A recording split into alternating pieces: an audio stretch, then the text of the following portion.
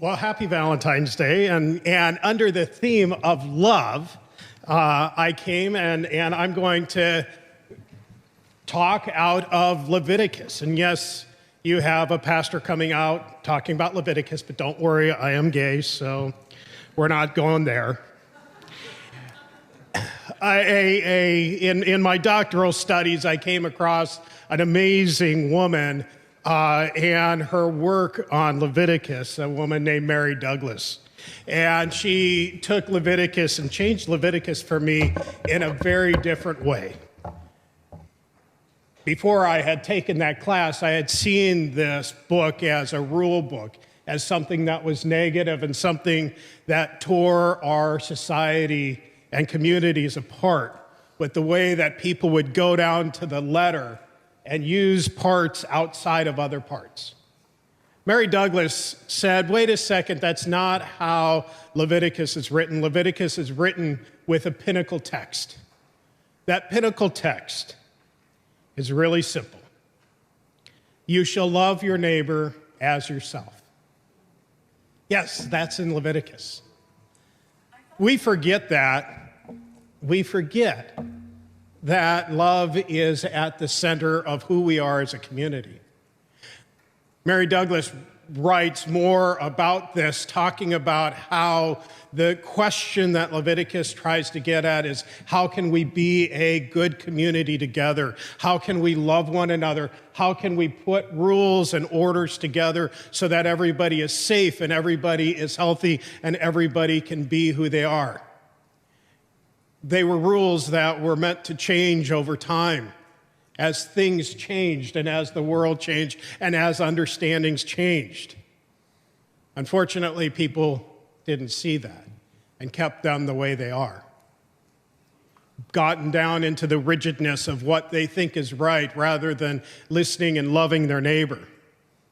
As a society, we are in a horrible time where we are not listening to our neighbors, where we're looking at numbers and things written out on paper, but not caring for the stories of those who are struggling.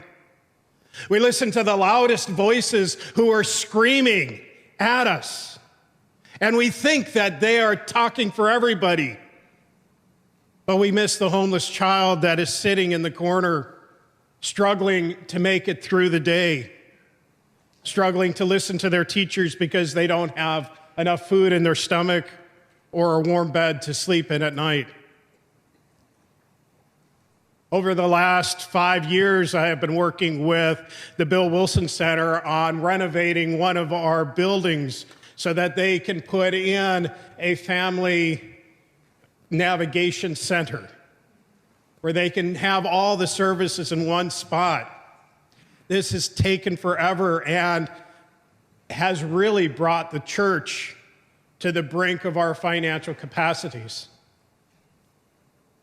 But we're ready and willing to risk it because we know that's what we need to serve our neighbors, because those are the people in our community that don't have a voice. We need to find love in our heart to listen, not just listen to the loudest voices, but to listen to the smallest voices.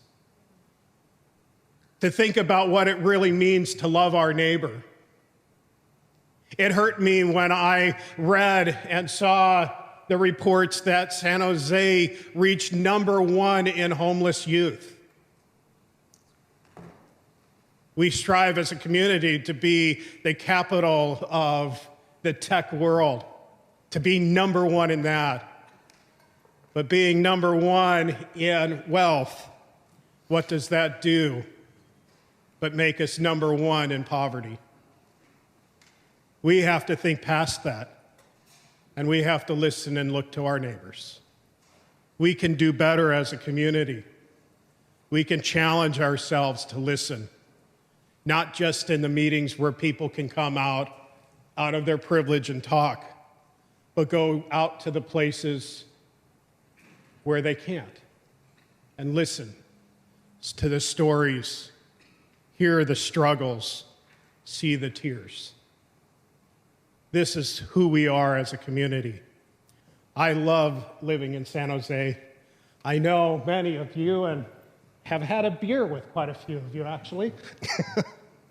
And I know that we can do better as a community, that we can make the changes, that we can listen, and we can grow, and we can truly be one of the best places in this country and in this world to be. But we have to challenge ourselves and start with loving our neighbors. Thank you very much.